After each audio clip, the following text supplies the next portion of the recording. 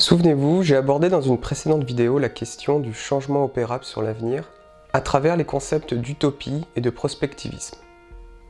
Je vais maintenant développer avec vous ce dernier, mais avant tout, je dois m'approprier l'avenir. L'avenir dépend du hasard, de la nécessité et de la volonté. Sur cette question du hasard, il y a des points de contradiction, notamment l'idée que nous en serions dépendants. Mais cette dépendance n'est amenée qu'au travers de la nécessité d'action. Et le plus souvent, lorsqu'il est urgent de réagir, c'est qu'il est souvent déjà trop tard. Le hasard est une épée de Damoclès au-dessus de la tête de ceux qui subissent l'avenir, là où pour un esprit bien préparé, il serait un outil formidable. Une question s'amène à moi dorénavant, celle du libre arbitre. J'ai pu entendre différentes théories sur son absence, ou bien que nous étions entièrement guidés par lui. Certains invoquant le fait que l'absence de libre arbitre s'illustre au travers de la négation de responsabilité face à nos actes.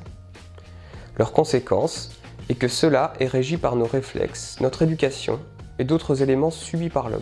Si vous comprenez cette démarche, vous distinguez que cela est assez ancré sur beaucoup d'événements passés. Éducation, conséquences de faits établis, réflexes ancestraux, etc.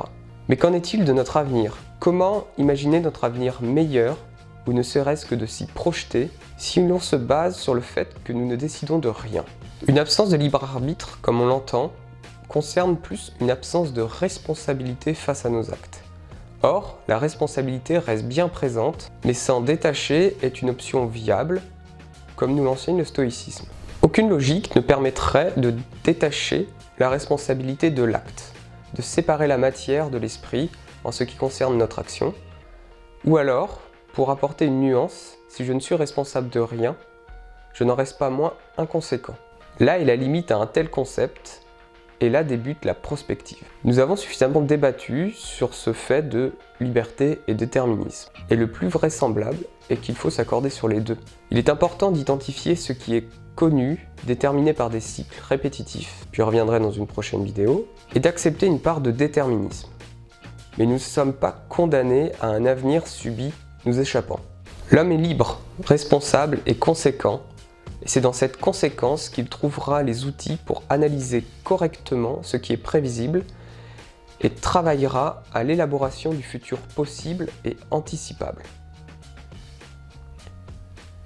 Un futur intelligent n'est pas une utopie. J'y reviendrai aussi dans une prochaine vidéo. Il est à la fois à explorer grâce à l'anticipation et surtout à construire avec plus que l'investigation de futurs possibles, celle des futurs souhaitables et aux politiques et stratégies pouvant nous y mener. Sachez qu'au-delà de la conception politique prospectiviste, il est important de se dire que cela est bon pour toute stratégie de changement voulue, même à l'échelle de l'individu, même à l'échelle du développement personnel. Ainsi, faire des choix, prendre des risques est important. Les assumer sera de l'ordre de la dignité personnelle. Et qui ne respecte pas cela en sera incapable pour tout.